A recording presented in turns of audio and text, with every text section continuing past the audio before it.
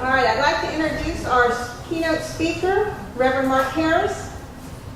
Reverend Mark is a Unitarian Universalist historian, author, and minister of the First Parish Church in Watertown, Massachusetts. And I cannot pronounce that, did I? That was terrible. He earned his MDiv from Star King School for Ministry. In 1985, he was the UUA's Director of Information, the denominational historian, and archivist. He has taught courses in history and congregational polity at Andover Newton Theologian School and Star King School for the Ministry. He's the author of many denominational pamphlets, including one that you will find in the front of ours. Unitarian Universalist Origins, Our Historic Faith, plus several books and historical articles. Some of his books are in the back table for you to look at and maybe purchase if you decide you want one. I can recommend them. Here, I have, what do I have? Elite. Yeah, Sarah, excellent book, huh? But honestly, it was when I heard that he was dedicated as a baby at the First Universalist Church of Orange, Massachusetts. That's why I live in Florida. It's so much easier. And when I heard that, I knew he was our guy. Please welcome to our pulpit today to speak with you, the Reverend Mark Harris.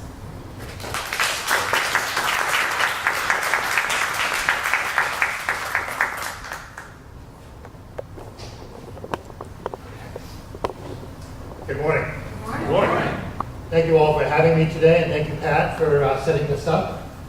It's great to be here. I feel a little bit humbled because my talk really focuses on the history of Universalism in Florida. And I know very little about the history of Florida. I know a little bit more about the history of Universalism, but I'm afraid I tend to be a little bit parochial in my knowledge. So I know quite a bit more about Massachusetts than I do about the rest of the country.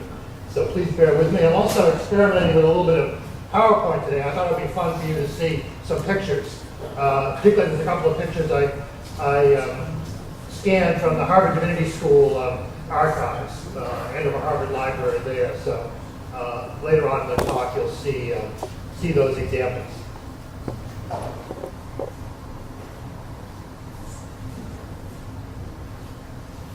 In November 1844, the Universalist Union, a newspaper from New York City, reported the death of Henry Barnard Jr., a successful young businessman from Jacksonville, East Florida. Barnard was a native of Hartford, Connecticut, and was called a highly esteemed brother in the faith of a world's salvation. He had been a member of the Orchard Street Society in New York and had moved to Jacksonville in 1837, and only came north during the warm season. Fine idea still. This was prior to any organizational movement of Universalism in Florida, let alone Jacksonville. Yet it appears this did not keep Brother Barnard from extolling the virtues of the faith. In fact, Barnard's zeal in behalf of his faith is noted in the obituary. The obituary says that he is among that class of believers who never put their light under a bushel. Furthermore, he was always open and fearless in his profession of faith in the gospel of impartial grace and salvation. Despite this zeal, however, Barnard was apparently never obtrusive in his style and earned the respect of his most bitter opponents. What are we to make of a lone Universalist who stood in defense of what he most religiously believed to be the truth of God? It's always good to be reminded that while modern Unitarian Universalists have had a vexing fear of telling others about our faith, our Universalist ancestors were, more often than not, courageous evangelists. I've learned a little bit about these courageous evangelists in Florida and want to tell you about that this morning. As I said before, I'm not an expert on the expansion of Universalism in the Sunshine State, even before it was a state, and perhaps some of you know more than me. But please bear with me as we review the inspiring examples of those who have gone before and still have much to teach us. Now, the rest of Barnard's story is sad. He was determined and untiring in his efforts to spread the faith, Practically speaking, he paid for a subscription to the Union, which he placed in the local library, plus 6 copies of the New York Christian Messenger were circulated around town. Although he never witnessed a flourishing society about him, he was unflagging in his passion for universalism.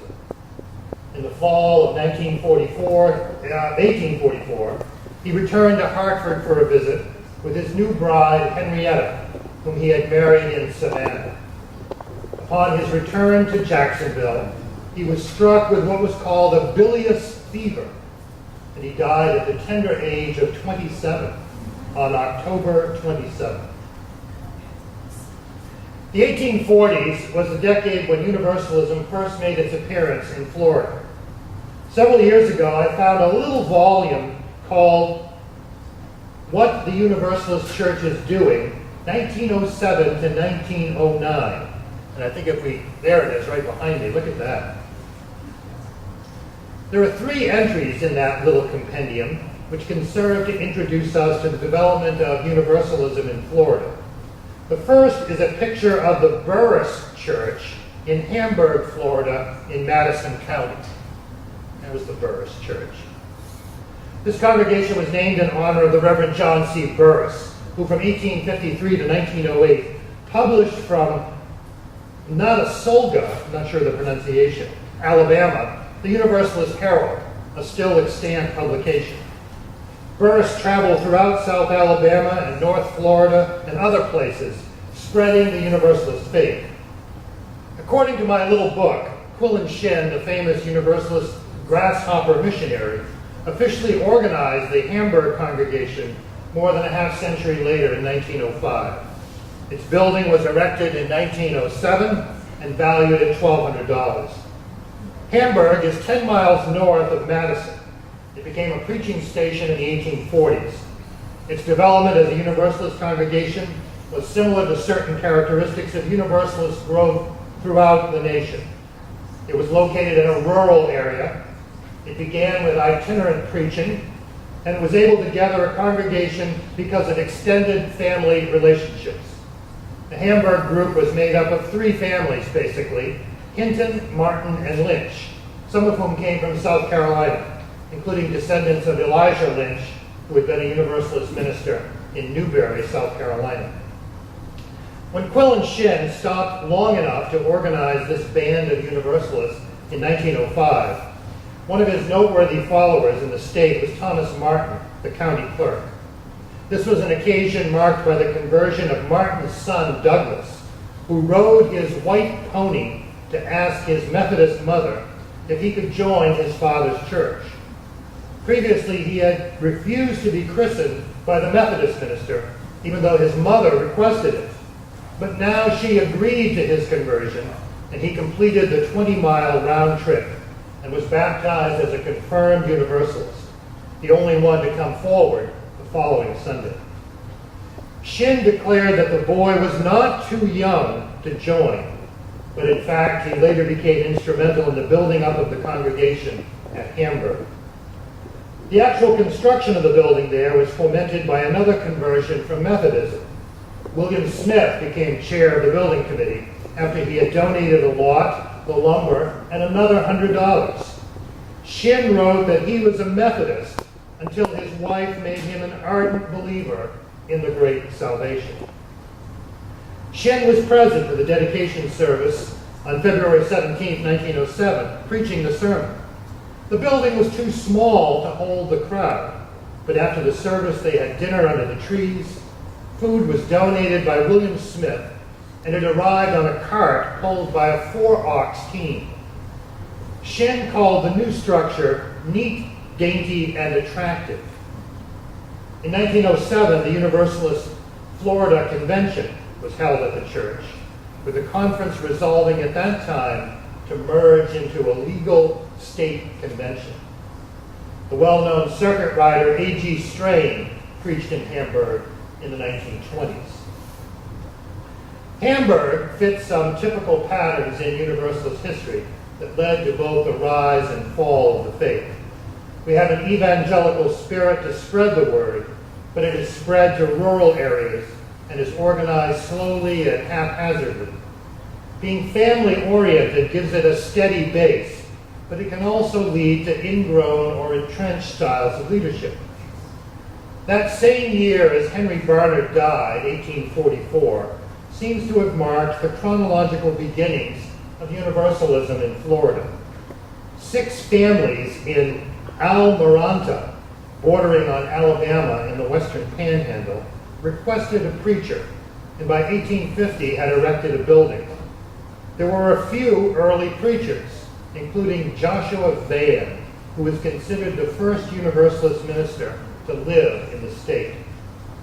Van is listed in the 1851 Universalist Register as a convert from an Orthodox sect. But there was very little growth in Florida prior to 1870. Preachers who frequented Georgia, Alabama, and Mississippi sometimes traveled south and east to North Florida. Among those preachers was E.H. Lake, who it was said came to Florida in 1861 for his health, lived for a time in Tallahassee, and preached as far east as Jacksonville. He said he was willing to travel from one end of the state to the other. All I ask, he said, is that you defray my traveling expenses. Unfortunately, he never got much of a chance. A native of Massachusetts, he moved to South Carolina in 1850 and preached all over the South, including the courthouse in Edgefield, South Carolina. He published in the Universalist papers, was a ready and fluent speaker, and his obituary said, was difficult to manage in controversy. I guess that meant he liked to fight. He suffered from tuberculosis and died suddenly in the streets of Richmond in 1862. Thus, the first period of Universalist expansion into Florida was marked by the endless toil of itinerant missionaries. It failed to flourish. In 1993, Douglas Foster, a professor at Abilene Christian University, gave a paper at the UUA General Assembly called Southern and Universalist: Culture versus Religion in the Slavery and Civil Rights Eras. Foster quotes the Universalist paper, The Star in the West, which was published in Cincinnati, saying that Universalism failed to take root because its central message of salvation for all signaled an equality of the races that was unacceptable in the antebellum Southern culture. He quotes W.S. Balch, who editorialized in 1867. There was something incompatible, antagonistic, between the doctrine of the universal brotherhood and salvation of all men and human slavery and its attendants. So Universalism never flourished much as a principle south of Mason's and Dixon's line. In a few places, the good seed took root, but nowhere in a deep, wide soil in a way to flourish and bear much fruit. John Burris, is John Burris still up? He is. Said in the Universalist Herald that was the only legitimate voice of Southern Universalism, and he was annoyed that Northern conventions kept passing resolutions that denounced slavery. He called them impertinent, unchristian, and uncharitable. Despite Burris's views, the publication of the Universalist Herald was of great importance in keeping Universalism alive in the South in the 19th century. Some Southerners called for a special Southern Universalist General Convention, and one was organized in 1858, meeting 3 times before the war broke out. Others said Universalism failed to gain organizational strength due to a lack of preachers. Universalism in the South was isolated from its northern cousins. There was a geographic isolation and a disparity of attitudes, especially over slavery. At the time of the huge centennial celebration of John Murray's landing in America in 1870, not a single Southern delegate was in attendance. Southern Universalism was a religion on the margins of its own denomination and the margins of its culture, where there was a hostile theological climate. This was worsened, Charles Howe reports, by poor organization and communication and its rampant individualism. Now the second entry from my little booklet, What the Universalist Church is Doing, 1907 to 1909, is a picture from Tarpon Springs. Let's see if we can go with Tarpon Springs here. There's a fronter of one of their order of services. The title on that page is Newer Churches in Old Fields. The description then continues. This is a winter resort city. The old church burned in 1908, and a new one was dedicated in February 1909. It cost $4,400, but they had no debt. They had a new parsonage at a cost of $1,300, and their mustachioed minister for the winter months was Walter Dorr. This relative success was born from virtually nothing. The post-war Universalist world in Florida was non-existent. In the 1871 Universalist Register and Almanac, we hear Reverend J.C. Burris wrote that there was one meeting house and one church, but no preacher. This group was in Walton County in West Florida. Eventually there was an organized church in Defuniak Springs. Yet we have to move down the Gulf Coast like an itinerant preacher to land in Tarpon Springs.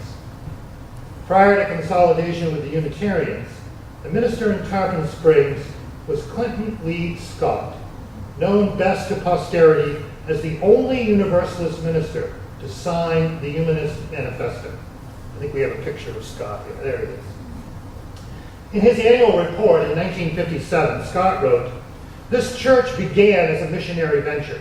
It was built by those who had a vision of a center of the Universalist faith on this coast. During its early years, it was maintained by those to whom the faith of universalism was a living impulse. If there is the will, this vision can be recaptured, and this church can be made an outpost of liberal religion in this community." Now, most of us probably think of the Tarpon Springs Universalist Church in the context of the famous paintings by George Innes Jr. The city grew because of the sponge industry, and initially the Universalists were the only game in town. Laid out as a winter resort, a businessman moved in to develop the land. But in this case, he was the Universalist Anson Safford, whose sister Mary became the first woman to practice medicine in Florida. Anson Safford built the first house and the first school in Tarpon Springs. He brought in the railroad, too. He also brought in a Universalist minister named Henry Webster, and the church was organized in 1885 in a hall over a store with 14 members. A few years later, John Cheney sailed into town and became the chief promoter of the sponge industry, and also a trustee at the Universalist Church as well. Many of you probably know that after the new church was built in 1909, a hurricane blew out its windows less than a decade later. A seasonal resident named George Innes Jr., son of the famous landscape painter, came to the rescue and painted 3 landscape windows to replace the windows. 3 landscape paintings, to replace the windows. By 1926, 11 paintings had been completed that would adorn the church's walls. Now today I understand they are temporarily removed as the church repairs its sinkhole problems. Maybe some of you can tell me more about that. Tarpon Springs was a Universalist success story.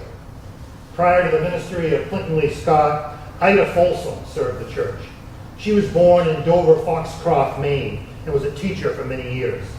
An advocate for women's rights, she became the first executive director of the Association of Universalist Women, and she was an early historian of women's history. She was ordained to the ministry at Tarpon Springs on January 27, 1952, and served until 1957, helping to revive the church. After she arrived, she reported that the church was in disrepair, but enough was done so that she came to believe that we could build up a dependable winter parish, but they needed to enlist a few intelligent new members. The paintings drew visitors, but it didn't seem to help the cause of Universalism. They apparently could not keep enough literature supplied.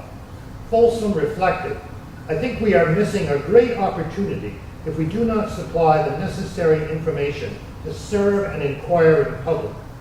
She called for a good promotional piece, for a place where people do not know but want to. Information was taken so rapidly, we could scarcely keep supply. At Universalist headquarters, Phil Giles reported on a conversation with Folsom, where she said that 20,000 people had visited the church in 1 year to see the paintings. These visitors were a continuing issue. Were they interested in Universalism or just art? Folsom said they had shown evidence that they want to know about Universalism, a good criterion for doing more. In 1952, Folsom wrote to Mary Slaughter Scott, this is Flint Lee Scott's wife, "I must insist that the church comes first and that this exhibition is only secondary." Folsom told Giles the church needed a good deal of work which would help with promotion. This included new signs, leaflets, and repainting of the sanctuary. Two further concerns were voiced, which I found interesting. There was a Mrs. Richards, and I couldn't quite identify who she was, although there had been a Richards there as minister in the 20s. She had preceded Ida Folsom at the church in some capacity. Maybe she was the minister. But she apparently wore a robe, a headdress, and a big black cross on a chain. And this led to confusion as to whether the church was really Universalist or Episcopal or Catholic. Richards had also been a problem when Folsom first arrived in town, as she refused to move out of the parsonage. I'm going to research that one some more. Second, Folsom was also concerned that a church could not really be viable unless there were more year-round members. This is an issue we keep seeing again and again in these early years. Most of the members of Universalist churches were from somewhere else and came for the winter months and then were gone. One Sunday, Ida Folsom had 43 people in church, but only 2 were year-round. It seems that original Universalist spirit of intentional evangelical outreach was fading. In 1960, Scott wondered if there were enough local people to support the church, since many of those who attended came from out of town, including St. Petersburg. Where was that missionary zeal? Previously, Scott reported, "We need members." In 1957, he called for members of many kinds, those who can be with us only for the winter season, and those who, even at a distance, will look at this church as the religious center of their interest. We need local members, he said, those whose roots are in the community, with which at present we have only marginal relations. He called for an extended program of education to attract families, with classes and activities to involve people. There is both need and opportunity for the extension of our religion in Florida. Scott did not stop with Tarpon Springs, though. He said, "No group is more logically fitted to take the lead in this matter than this church." He said Universalists had done nothing to promote new movements. Churches, like individuals, grow by their interests beyond themselves. One of the surest ways to increase our strength is to become concerned with causes beyond the confines of our own local affairs. For a time, I think we're going to change again. Change our slide. There's St. Petersburg, okay? For a time, Tarpon Springs had a yoked ministry with another early Universalist church in Florida, St. Petersburg. The website of the current church there calls the founding of this congregation the realization of the dream of one woman. Pearl Cole and her family were lone Universalists in the city. In 1914, the Coles joined with the West family from Philadelphia to form the nucleus of a church. They organized the congregation on January 5th, 1915. The first minister was Ella Elizabeth Bartlett, whom Mrs. Cole learned about when she was visiting in Iowa. She wrote asking Bartlett if she would come help start a Universalist movement in St. Petersburg. She agreed. Bartlett was from Connecticut, where she had grown up in the Universalist church.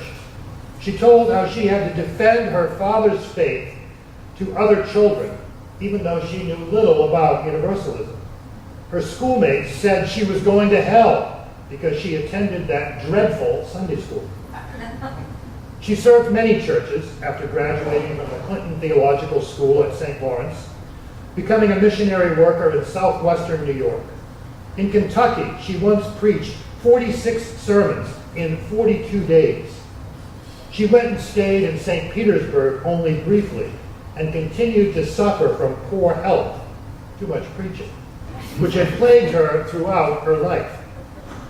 Like many itinerants, she was paid little, sometimes only train fare, and although she was incredibly dedicated, she called herself a commonplace nobody who had done what she could to promote the faith called Universalism and had so little success that it's not worth mentioning. What we hold up is a willingness to believe strongly enough in the faith to evangelize its beautiful message to others. The friendships that nurture a congregation's founding and its continuing development, and leadership willing to help make a vision real. The early days following the departure of Bartlett were characterized by a joint ministry with the Church of the Good Shepherd Universalist in Tarpon Springs. Now, Tarpon Springs, as I can figure out, had several different names over the years. I think 3 different ones. The first minister to serve in that yoked capacity was Harriet Baker Robinson from 1915 to 1918. She also played a key role in the Florida Conference, serving as president and as superintendent of churches. You have seen that women ministers and laity were crucial instigators in the development of both these congregations. Under Robinson and her successors, St. Petersburg had an evening service while the morning worship was held at Tarpon Springs. St. Petersburg's first church building was a rented GAR hall. Another important contribution by this congregation was the early cooperation between Unitarians and Universalists, who merged in 1925 to create the United Liberal Church, Universalist Unitarian. They built the current building, which you see on an old postcard, dedicating it in 1930. Yet joining the two groups was not easy. These Unitarians and Universalists, you know. Robert Dexter wrote a report to the Unitarian Staff Council in 1938, saying there was some trouble between the Universalists and Unitarians, mostly due to troublemakers like Dr. Rose. This is a reference to an interim minister named Henry Rose. He said Rose went around and visited all the Universalists, even though George Gilmore, a Unitarian, was serving the congregation. Dexter also reported on a lunatic fringe, or New Thoughtists, who, he said, are not too happy. A continuing problem that Dexter noticed with the Florida congregations was, as we've said, people were largely transient, many with church obligations elsewhere.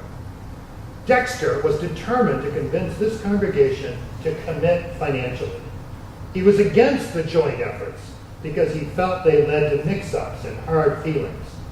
He especially wanted to see the Unitarians pay their fair share because he clearly wanted to keep the Universalists away from the joint pulpit, even though the agreement was to alternate ministers between the two denominations, first Unitarian, then Universalist.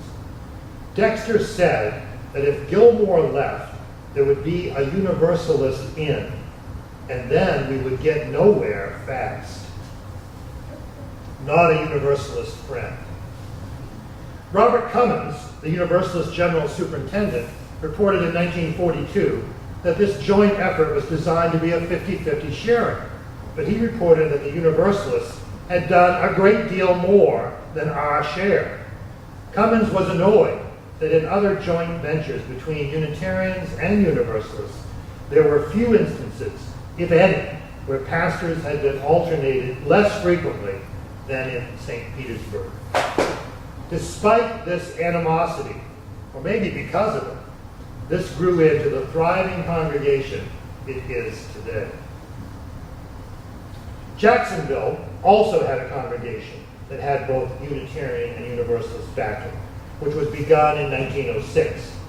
Each denomination was giving $300 annually but apparently this was discontinued in 1931. The American Unitarian Association had bought a building lot in 1907, but the lot was ultimately sold to the Nazarenes.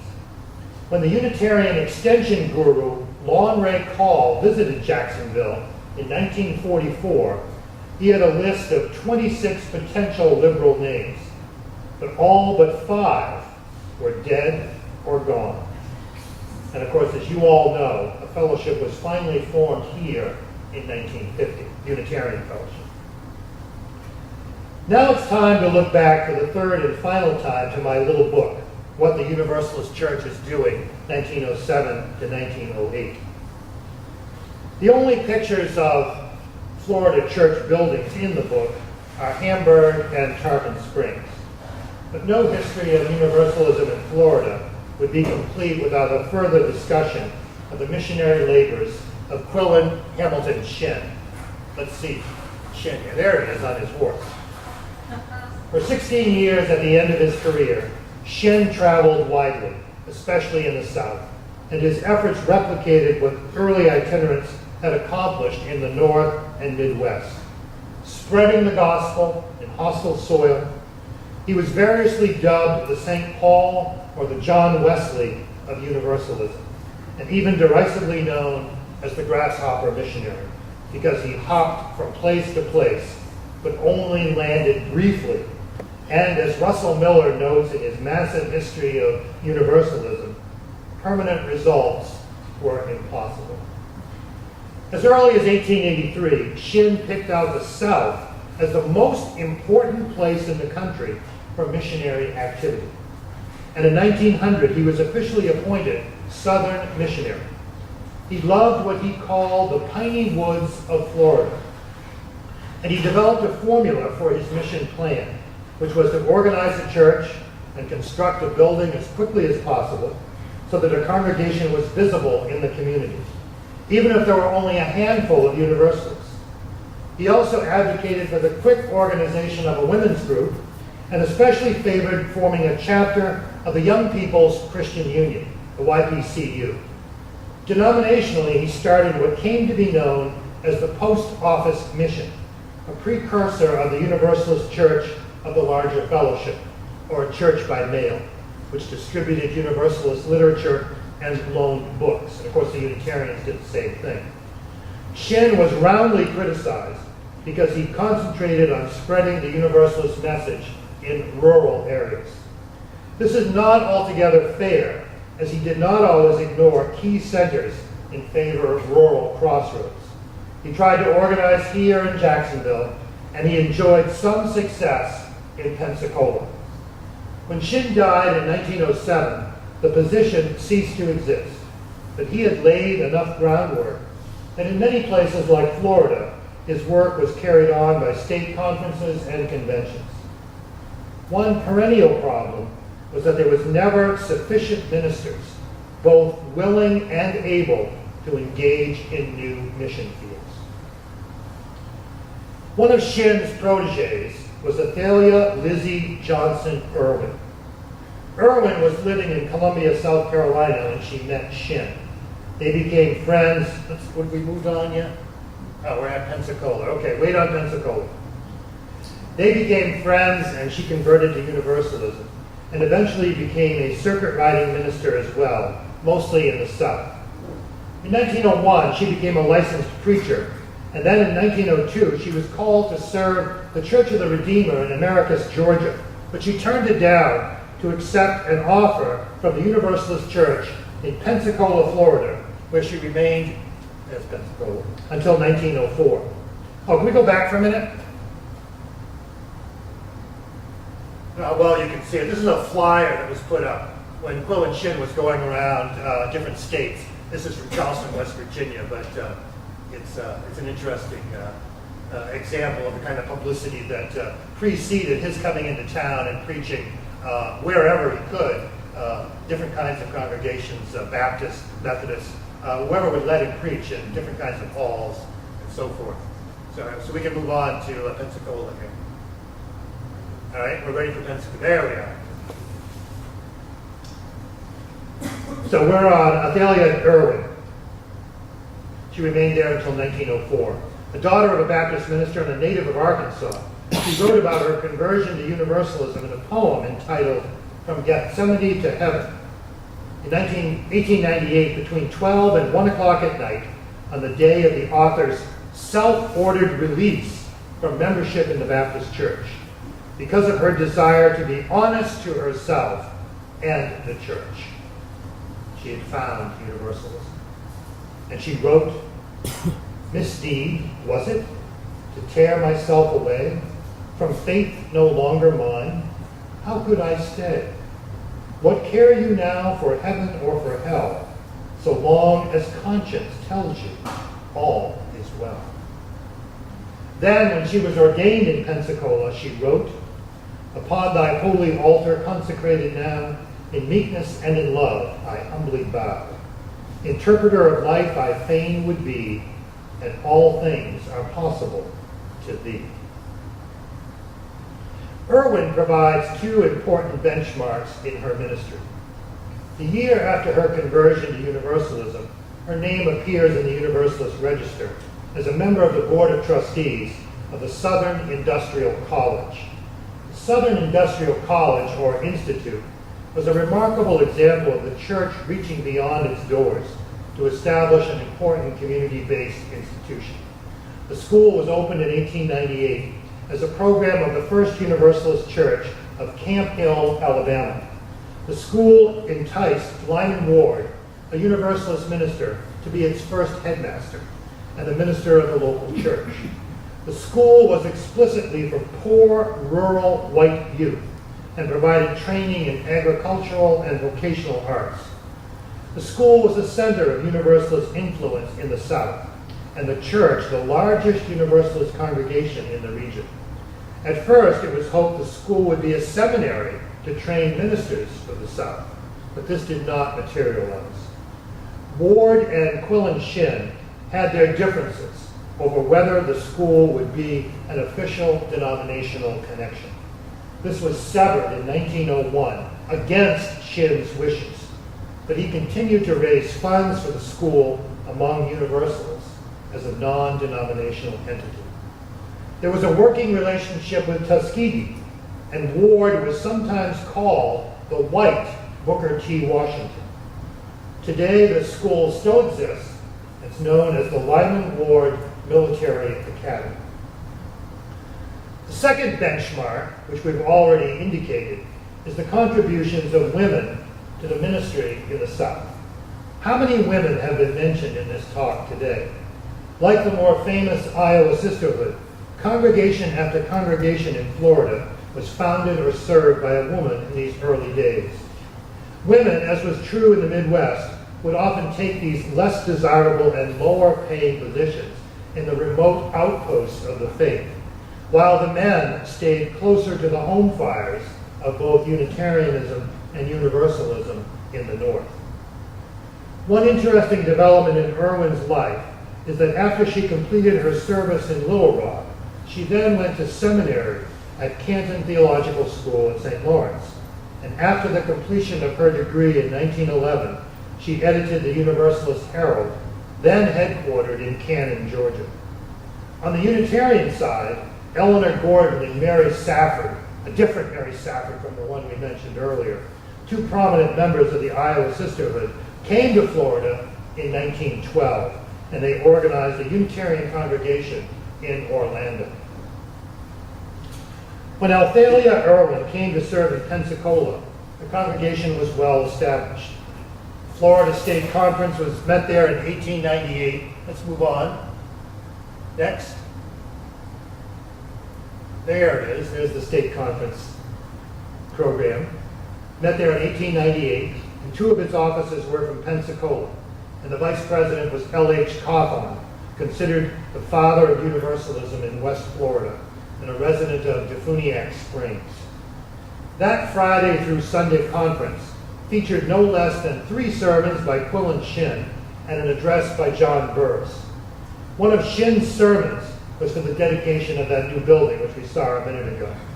11 years later, the now Universalist Convention met again in Pensacola.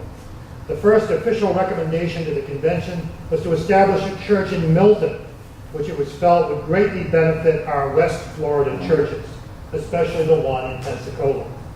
This committee also recommended that money in the church extension fund be set aside and added to help fund the cost of the next Universalist church, which shall be erected in the state.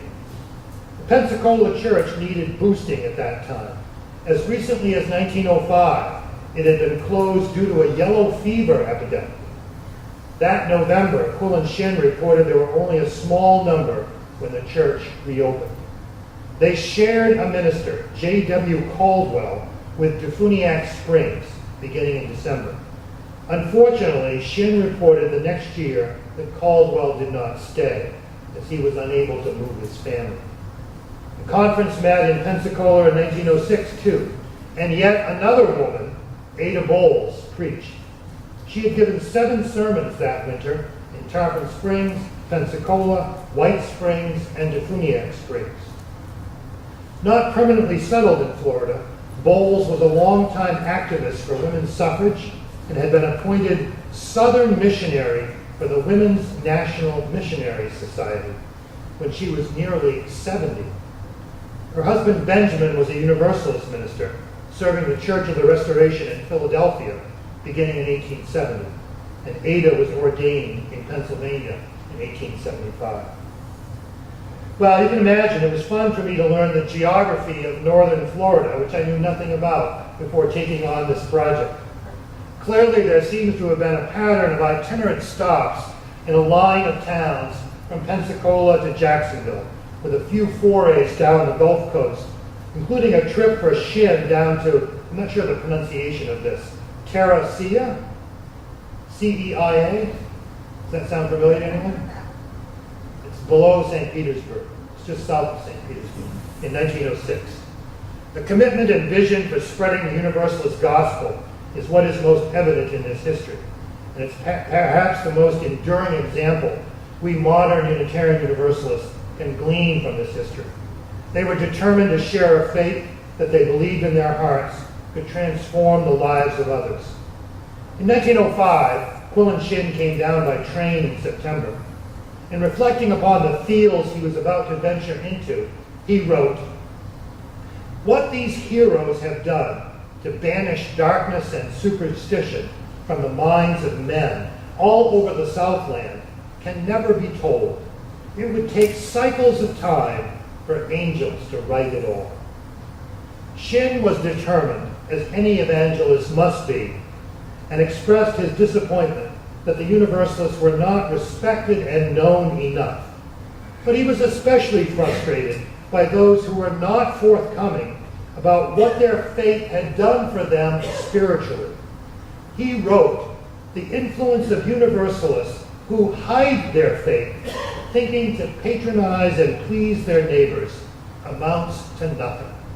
The leaven spreads only when believers have courage to stand heroically as witnesses of their faith." Shin also wanted believers to raise their children to become Universalists as adults. And he felt that frustration again when he found isolated Universalists who failed to bring up their children in the faith they themselves hold as true and best.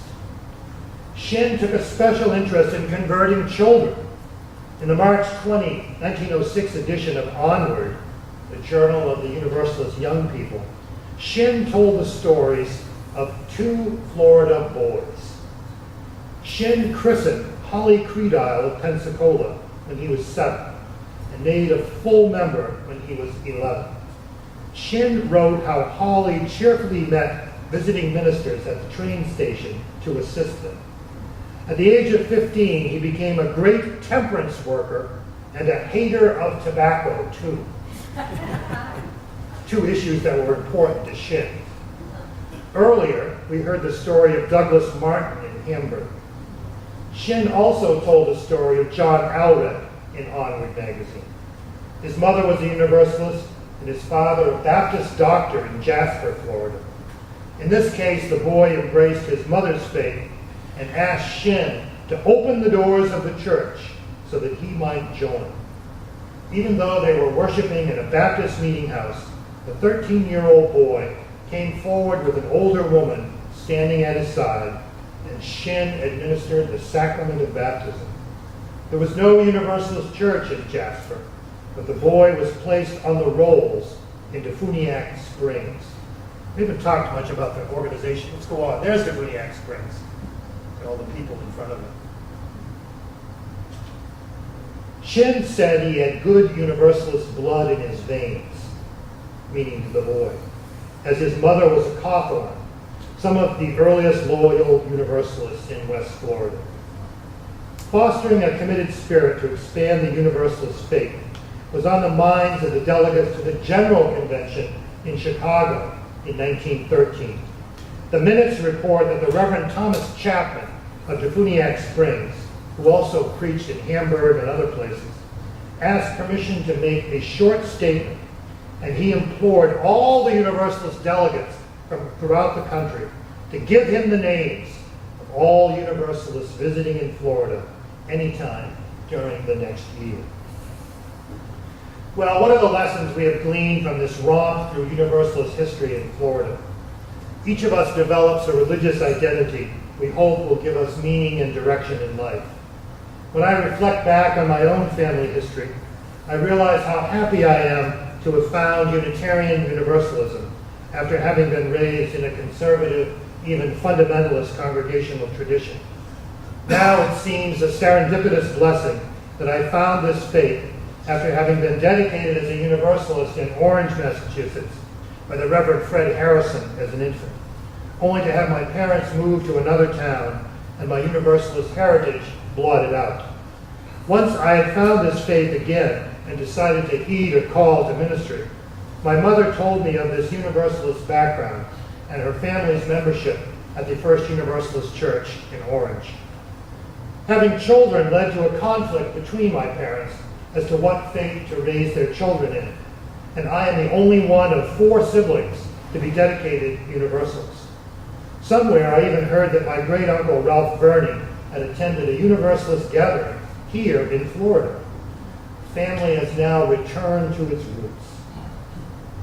My own story makes me wonder how much more Unitarian Universalism might have grown if we committed ourselves to raising our young people as lifelong adherents to our liberal faith, as Quill and Shin fought for.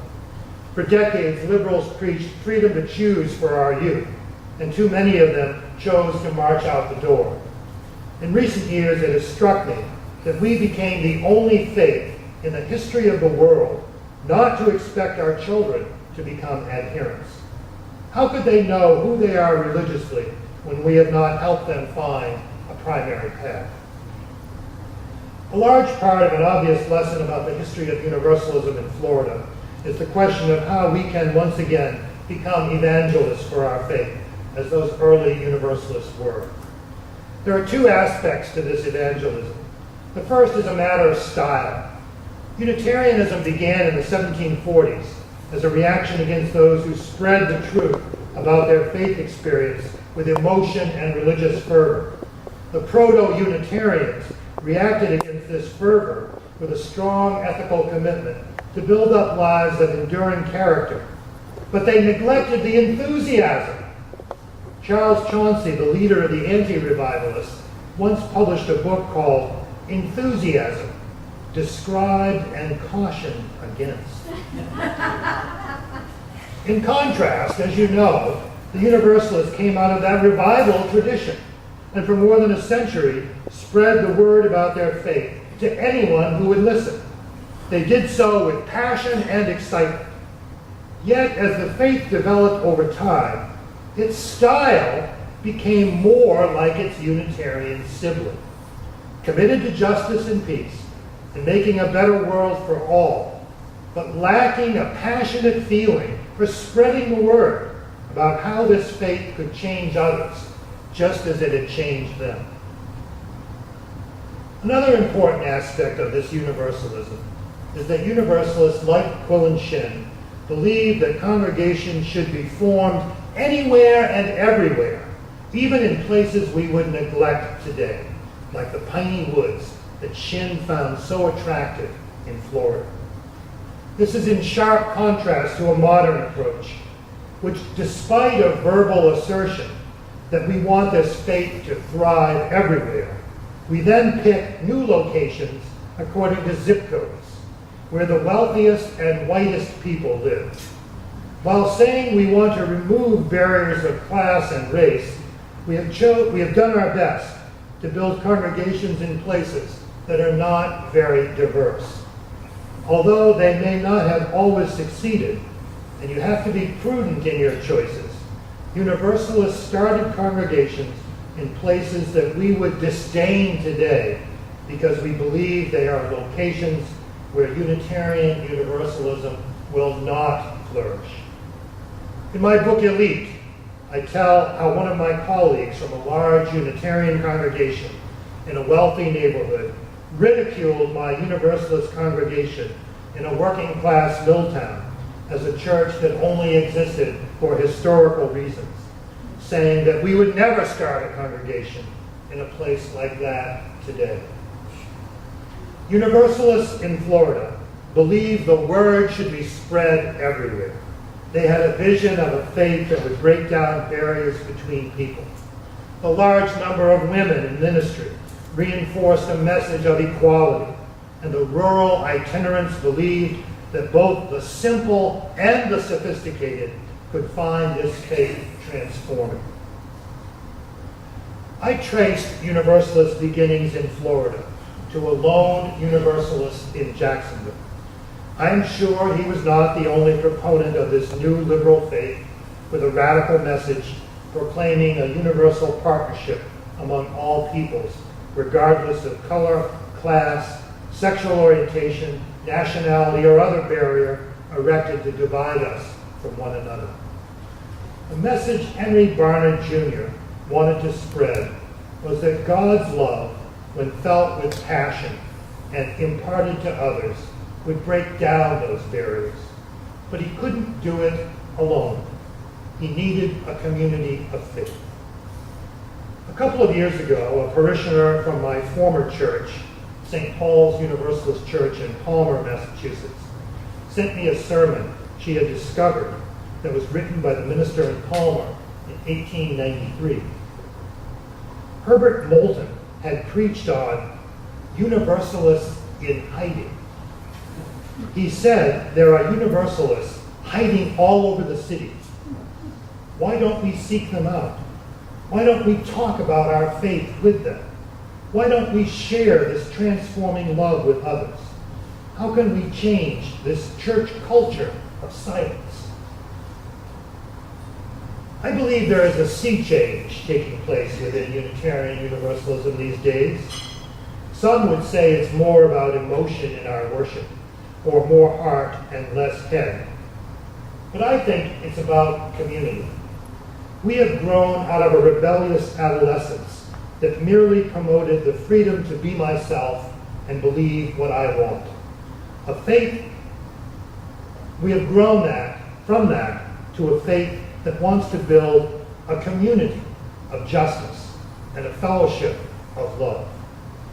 I have to believe that Henry Barnard Jr.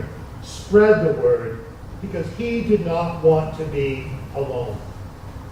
Life was too difficult and painful not to live in the broad community arms of universal love. For the inspiration to build this community of love, instead of glorifying individual reason, I go back to a young woman named Lucy Barnes, who was the daughter of the first Universalist minister in Maine. She, like Barnard, died at a tender age, only 29, as a result of her childhood asthma and subsequent consumption. Barnes published a book in 1809 called The Female Christian, where she wrote of how friendships are a metaphor for divine human relations, as reflected through the depth of friendships we model with others. She spoke poetically about that tender sympathy that binds the hearts of friends and makes them feel each other's pain. Barnes wrote that sickness, trouble, and grief could all be soothed by pitying tears that flow from a loving, kind friend. The growth of the human heart, Barnes believed, is found in the cultivation of friendships. Here we find affection. Here we find pleasure. Here we find ourselves in one another, in community. And here we will feel the divine. The Universalist message has always been, you are not alone, but we are all bound up in this greater love together. And we must empower each other by using it to build stronger bonds between us. May we spread the light that is hiding under our bushels and cultivate this community of love for generations to come. Amen.